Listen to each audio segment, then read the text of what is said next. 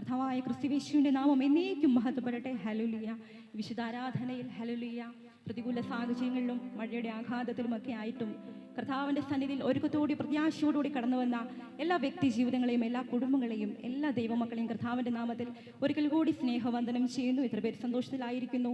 ഒന്ന് ചേർന്ന് കർത്താവിനെ സ്തുതിക്കുമ്പോൾ ഒരുമനപ്പെട്ടുകൊണ്ട് കർത്താവിനെ സ്തുതിക്കാൻ കർത്താവിൻ്റെ തിരുനാമ മഹത്വത്തിനു വേണ്ടി കർത്താവായ ദൈവം വിശുദ്ധ പകൽക്കാലം നമ്മെ എല്ലാം കൂട്ടിവരുത്തി ദൈവത്തിൻ്റെ ആ കൃപയോർത്ത് ദൈവത്തിൻ്റെ പദ്ധതിയോർത്ത് നമുക്ക് ദൈവത്തെ സ്തുതിക്കാം, ആരാധിക്കാം അല്പസമയം.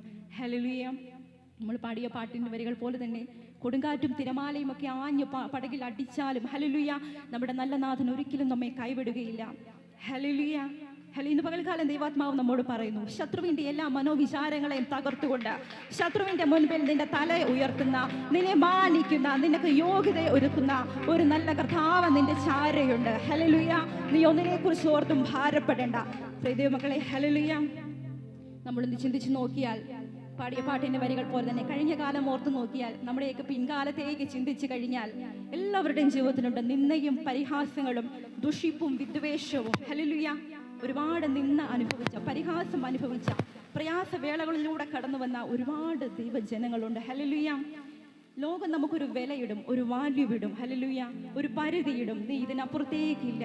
അത് ആത്മീയ ജീവിതത്തിലായാലും ഭൗതിക സാഹചര്യത്തിലായാലും സമ്പത്തിലായാലും എന്തിലായാലും ലോകം നമുക്കൊരു വിലയിടും. ഇതിനപ്പുറത്തേക്ക് നീ പോകില്ല എന്നായിരിക്കും മനുഷ്യൻ്റെ അല്ലെങ്കിൽ ശത്രുവിൻ്റെ അല്ലെങ്കിൽ മിത്രങ്ങളായാലും മനുഷ്യരുടെ മനോവിചാരങ്ങൾ അങ്ങനെ ആയിരിക്കാം. പക്ഷേ മനുഷ്യൻ്റെ മനോവിചാരമല്ല, ദൈവത്തിൻ്റെ പദ്ധതിയാണ്, ദൈവത്തിൻ്റെ ഹിതമാണ് മനുഷ്യൻ്റെ ജീവിതത്തിൽ അല്ലെങ്കിൽ ദൈവമക്കളുടെ ജീവിതത്തിൽ അല്ലെങ്കിൽ ആത്മാവിനും സത്യത്തിലും ആരാധിക്കുന്ന ദൈവജനത്തിൻ്റെ ജീവിതത്തിൽ നിറവേറുന്നത് ദൈവത്തിൻ്റെ പദ്ധതിയായിരിക്കും. ഹല്ലേലൂയ. പ്രിയമക്കളെ, സത്യവേദ പുസ്തകം വായിക്കുമ്പോൾ ഉൽപ്പത്തി പുസ്തകത്തിൽ നമുക്ക് ഏറ്റവും പ്രത്യാശ നൽകുന്ന ഒരു ഭാഗമുണ്ട്. മറ്റൊന്നുമല്ല, അത് യോസഫിൻ്റെ ജീവിതമാണ്. ഹല്ലേലൂയ. യോസഫിൻ്റെ ജീവിതത്തിൽ അറിയാവുന്നവർക്കറിയാം. ഹല്ലേലൂയ. യോസഫിൻ്റെ ജീവിതത്തിലേക്ക് ഒന്ന് ചിന്തിച്ച് നോക്കിയാൽ യോസഫിൻ്റെ ബാല്യം മുതൽക്ക് തന്നെ യോസഫ് ഏറെ നിന്ദകളിലൂടെയും പരിഹാസത്തിലൂടെയും കടന്നു പോയവനാണ്. സ്വന്തം കുടുംബത്തിൽ നിന്നും സഹോദരങ്ങളിൽ നിന്നും ഏറ്റവും നിന്ന് അനുഭവിച്ചിട്ടുള്ളവനാണ് യോസഫ്. ബാല്യത്തിൽ തന്നെ സ്വപ്നം കാണുവാനും ദർശനപരം സ്വപ്നങ്ങളെ വ്യാഖ്യാനിക്കുവാനും ഒക്കെയുള്ള കഴിവ് യോസഫിനുണ്ടായിരുന്നു. അതിനാൽ തന്നെ സഹോദരങ്ങൾക്ക് യോസഫിനെ ഭയമായിരുന്നു. ഹല്ലേലൂയ. യോസഫിനെ ആരും സ്നേഹിച്ചില്ല, ആരും മാനിച്ചില്ല. ചെറുപ്പത്തിൽ തന്നെ ഒരുപാട് നിന്ദകൾ ഏറ്റുവാങ്ങിയാണ് യോസഫ് ജീവിച്ചു വന്നത്. സ്വന്തം സഹോദരങ്ങൾ യോസഫിനെ ഒരുപാട് ദ്രോഹിച്ചു. ഒരു മനസാക്ഷിയും കൂടാതെ കൊല ചെയ്യുവാനും ഒറ്റപ്പെടുത്തുവാനും അപായപ്പെടുത്തുവാനും ഒക്കെ സഹോദരങ്ങൾ ശ്രമിച്ചു. എങ്കിലും ഹല്ലേലൂയ യോസഫിന് വേദപുസ്തകത്തിൽ പറയുന്നു, യോസഫിന്റെ കൂടെ കഷ്ടകാലത്തിലും എല്ലാ കാലഘട്ടത്തിലും യഹോവ കൂടെ ഉണ്ടായിരുന്നു. യോസഫിനൊപ്പം യഹോവയുണ്ടായിരുന്നു. യഹോവയ്ക്ക് പ്രിയപ്പെട്ടവനായിരുന്നു യോസഫ്. ഹല്ലേലൂയ. നമുക്ക് കാണുവാൻ സാധിക്കും, സഹോദരങ്ങൾ ഒടുവിൽ യോസഫിനെ മിസ്രൈമിൽ നിന്ന് വന്ന കച്ചവടക്കാർക്ക് 20 വെള്ളി കാശിന് സ്വന്തം സഹോദരനായ യോസഫിനെ സഹോദരങ്ങൾ വിൽക്കുകയാണ് ചെയ്യുന്നത്.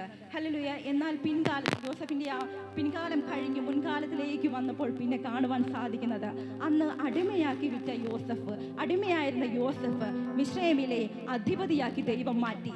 ഹല്ലേലൂയ. ദൈവം നല്ലൊരു അവസ്ഥ, നല്ലൊരു യോഗ്യത, ഒരു ഭരണാധികാരി എന്ന നിലയിലേക്ക് യോസഫിനെ ദൈവം ഉയർത്തിക്കൊണ്ടുവന്നു. ഹല്ലേലൂയ. യോസഫിനെ വിടുവിച്ച ദൈവം തന്നെയാണ് നമ്മുടെ ദൈവം. യോസഫിനെ പൊട്ടക്കുഴിയിൽ നിന്നും യോസഫിനെ വിടുവിച്ച, പാതാളത്തിൽ നിന്നും മരണത്തിൽ നിന്നും യോസഫിനെ വിടുവിച്ച, ജയിലറയിൽ നിന്നും യോസഫിനെ വിടുവിച്ച, അടിമത്തത്തിൽ നിന്നും യോസഫിനെ അധിപതിയാക്കി മാറ്റിയ ദൈവമാണ് നമ്മുടെ ദൈവവും. ഹല്ലേലൂയ. പ്രിയമക്കളെ, ഈ പ്രാർത്ഥിക്കുന്ന ദിനങ്ങളിൽ ഹല്ലേലൂയ ദൈവാത്മാവ് നമ്മോട് പറയുന്നു, ഹല്ലേലൂയ ആത്മീയ ജീവിതത്തിൽ പോലും സ്വാതന്ത്ര്യം അനുഭവിക്കാത്ത ഒട്ടനവധി ആൾക്കാർ നമുക്ക് ചുറ്റുമുണ്ട്. ഹല്ലേലൂയ. ഇന്ന് പൽക്കാലം ദൈവാത്മാവ് നമ്മോട് പറയുന്നു, നിങ്ങളുടെ ഭവനങ്ങൾ സ്വതന്ത്രമാകും, നിങ്ങളുടെ തലമുറകൾ സ്വതന്ത്രമാകും. നിങ്ങളുടെ വിഷയങ്ങളുടെ മേലെ ദൈവത്തിന്റെ കരം പ്രവർത്തിക്കും.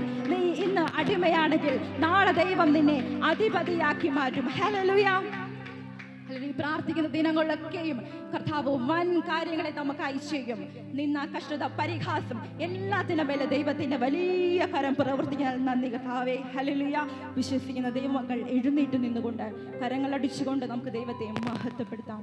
ഹല്ലേലൂയ. കർത്താവായ ദൈവത്തിന്റെ സാന്നിധ്യത്തെ ക്ഷണിച്ചുകൊണ്ട് നമുക്ക് അല്പസമയം ദൈവത്തെ പാടി സ്തുതിക്കാം. ഹല്ലേലൂയ.